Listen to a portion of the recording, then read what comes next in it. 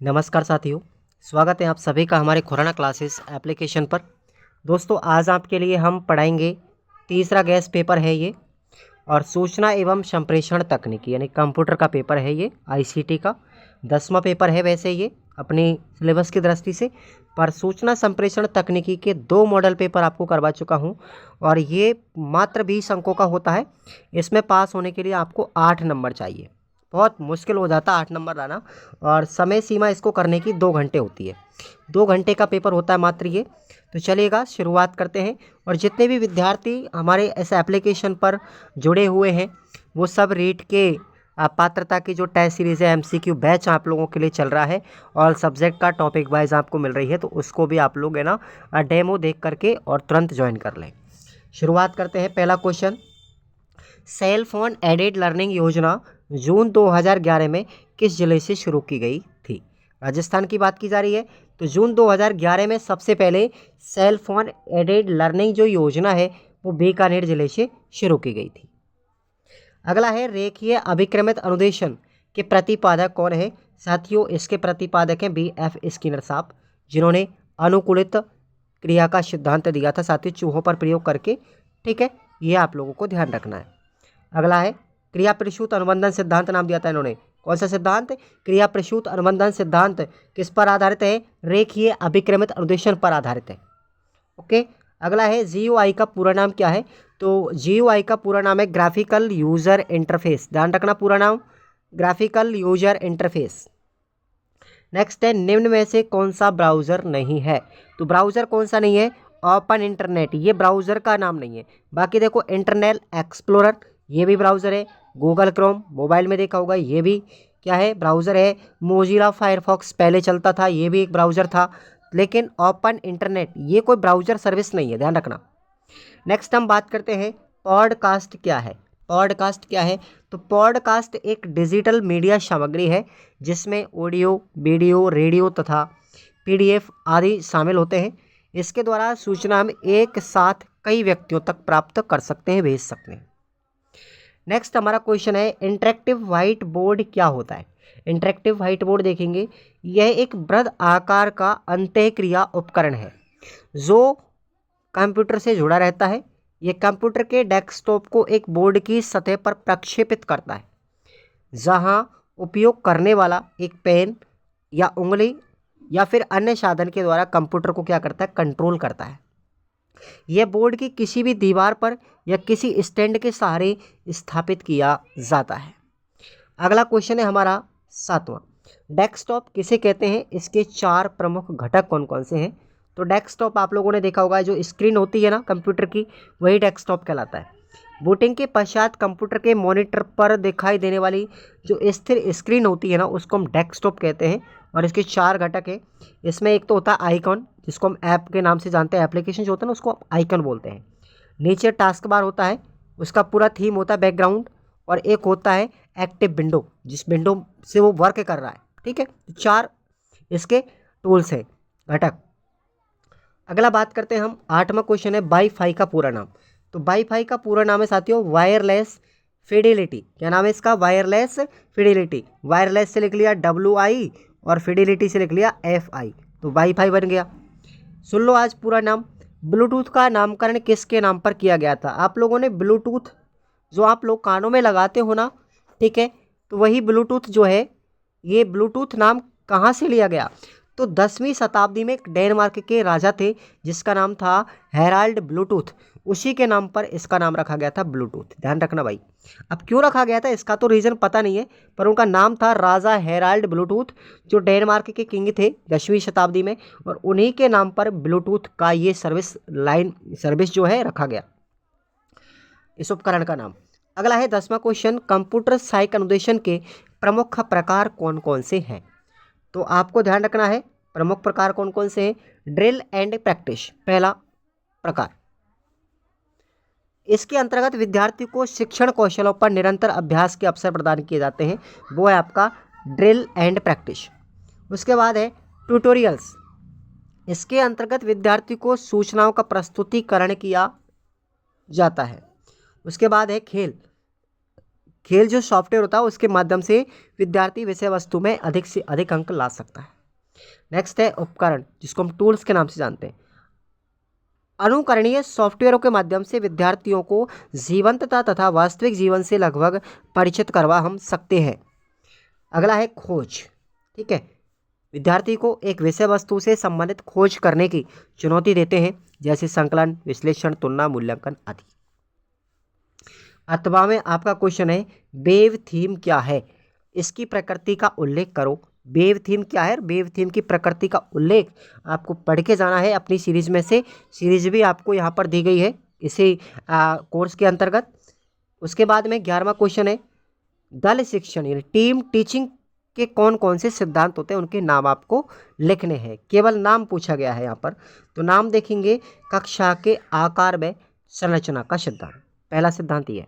दूसरा है निर्देशन के स्तर का सिद्धांत। तीसरा है शिक्षकों को उनके दायित्वों को प्रदत्त करने का सिद्धांत। चौथा है अधिगम वातावरण का सिद्धांत। पांचवा है समय तत्व का सिद्धांत और छठवां है पर्यवेक्षण का सिद्धांत। तो ये दल शिक्षण विधि के क्या है? सिद्धांत है। नेक्स्ट हमारा क्वेश्चन है अथवा में देखेंगे साथियों, अनुरूपित शिक्षण की प्रक्रिया व अनुरूपित शिक्षण के गुण दोष का उल्लेख कीजिएगा। तो ये प्रश्न आपको यूनिट नंबर 2 में मिलेगा, पढ़ के जरूर जाएंगे। नेक्स्ट हमारा क्वेश्चन आता है 12वां, फाइंड व रिप्लेस कमांड जो है उसके कार्य बताएंगे, उसकी प्रक्रिया के बारे में। तो फाइंड क्या होता है, रिप्लेस क्या होता है, देखेंगे। फाइंड की बात करते हैं सबसे पहले। फाइंड का मतलब होता है खोज करना।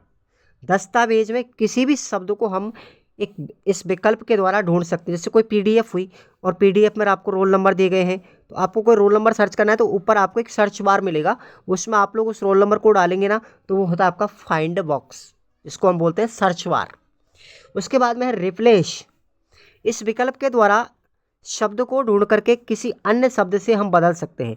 रिप्लेस का मतलब होता है चेंज करना, पहले लिखे हुए शब्द में एडिट करना। ठीक है, तो पहले जो कोई शब्द लिखा हुआ है उसमें हम चेंजमेंट कर सकते हैं, रिप्लेस कर सकते हैं, उसके स्थान पर हम दूसरा शब्द यूज कर सकते हैं, तो वो कहलाएगा रिप्लेस। ठीक है भाई, पुनर्स्थापित करना। अब इस प्रक्रिया को निम्न चरणों में पूरा किया जाता है। कैसे? किसी भी नए शब्द जिसको हम बदलना चाहते हैं उसको सबसे पहले फाइंड बॉट में लिखेंगे। फाइंड बॉट होता है फाइंड सर्च बॉक्स जो होता है उसमें।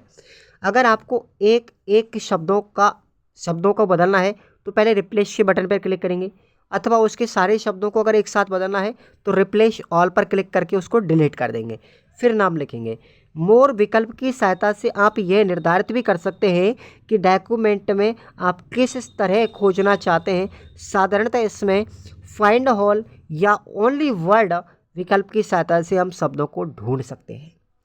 ठीक है, तो ये क्वेश्चन था आपका। अगला अथवा में क्वेश्चन है MS जो एक्सेल होता है, माइक्रोसॉफ्ट जो एक्सेल होता है साथियों, ठीक है, इसमें स्प्लिटिंग से क्या मतलब है? MS एक्सेल में जो स्प्लिटिंग होती है ना, स्प्लिटिंग, ठीक है, इसका मतलब क्या होता है, ये आपको यूनिट नंबर 3 में मिलेगा। अगला हमारा क्वेश्चन है नंबर 13, नेटवर्किंग क्या है? कंप्यूटर नेटवर्किंग कितने प्रकार का होता है? तो 2 या 2 से अधिक कंप्यूटर आधारित उपकरणों को एक दूसरे से जोड़ने के लिए हम जिस विधि का उपयोग करते हैं उसे हम नेटवर्किंग कहते हैं। नेटवर्किंग 3 प्रकार का होता है, इसमें 3 तत्व हैं, ध्यान रखना। नेटवर्किंग में 3 तत्व होते हैं। सबसे पहले तत्वों की बात करते हैं।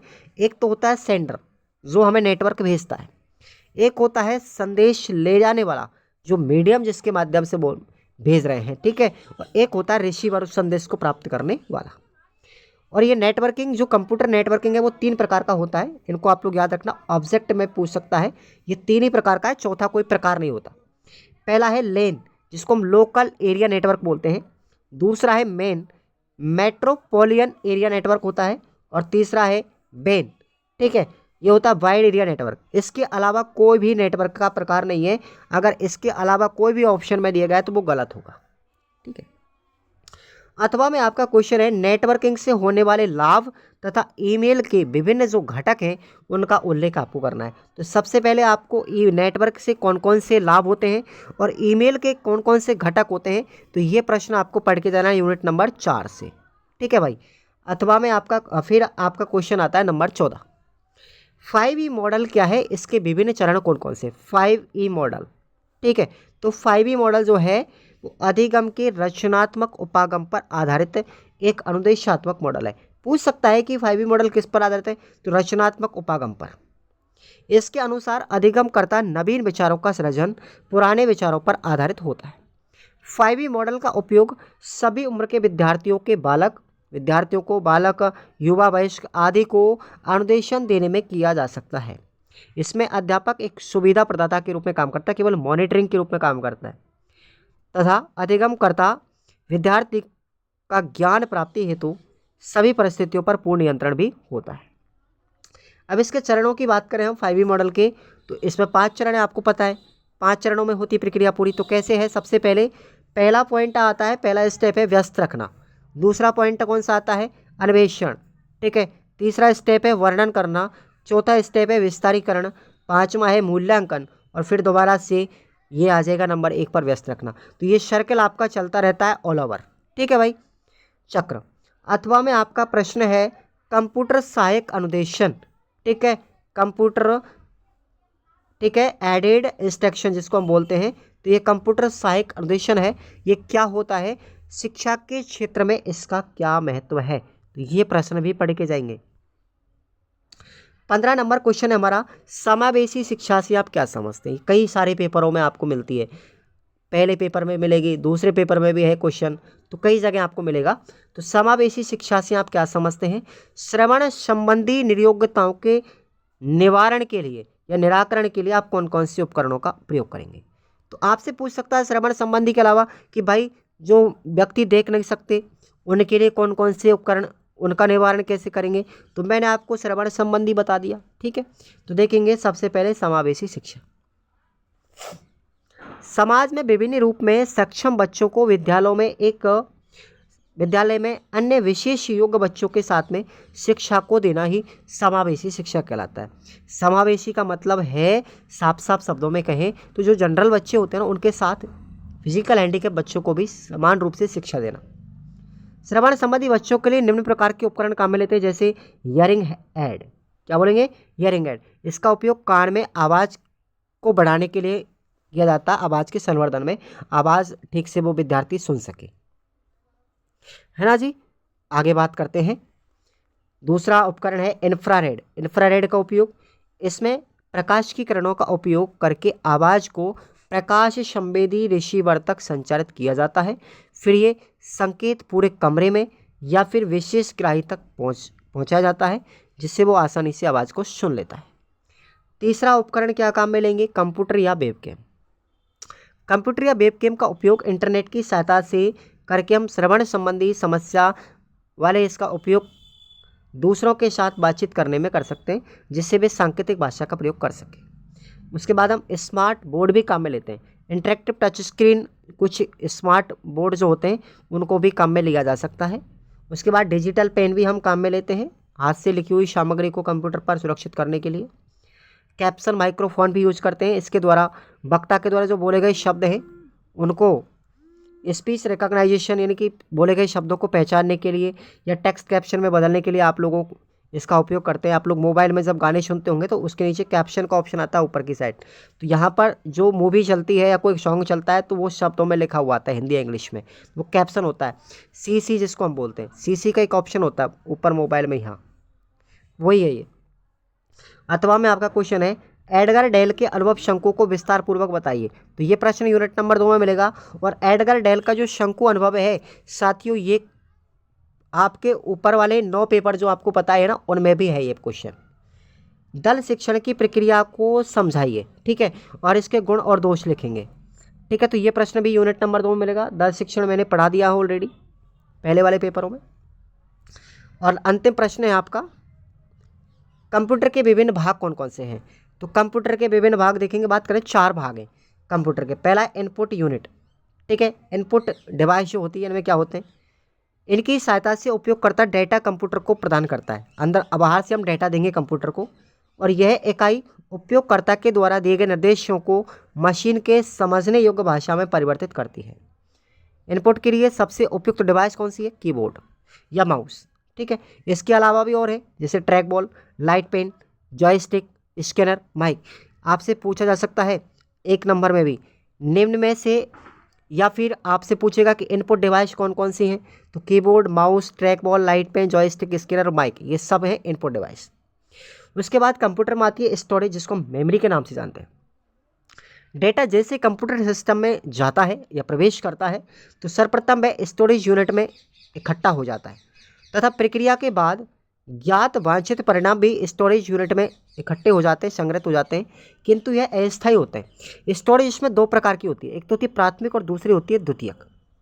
इसमें अगर बात करें मेमोरी की, तो मेमोरी में कौन कौन से एग्जाम्पल है, इसमें कंप्यूटर में एक पेन ड्राइव होता है, ठीक है, सीडी, डीवीडी, हार्ड डिस्क, ठीक है, hard disk drive, zip drive, ये सब क्या है, मेमोरी के प्रकार हैं।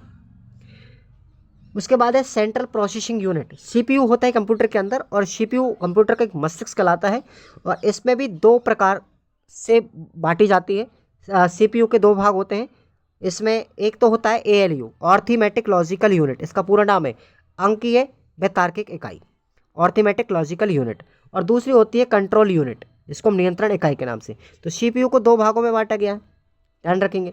एक होता है आउटपुट यूनिट, ठीक है, आउटपुट का मतलब बाहर क्या निकल रहा है कंप्यूटर से, हमको क्या प्राप्त हो रहा है। तो डेटा की प्रक्रिया पूरे होने के बाद ज्ञात परिणामों को उपयोगकर्ता के समझने योग्य भाषा में परिवर्तित करना ही आउटपुट यूनिट का काम होता है। यह सभी सूचनाओं को स्क्रीन पर दिखाने लगता है। आउटपुट उपकरणों की बात करें तो इसमें कौन कौन से आते हैं आउटपुट उपकरण में, प्रिंटर है, मॉनिटर है और स्पीकर है। देखो स्पीकर से आवाज़ बाहर आती है, ठीक है, मॉनिटर होता है, प्रिंटर से कोई प्रतिलिपि बाहर आती है, तो ये सब क्या है हमारे आउटपुट डिवाइस।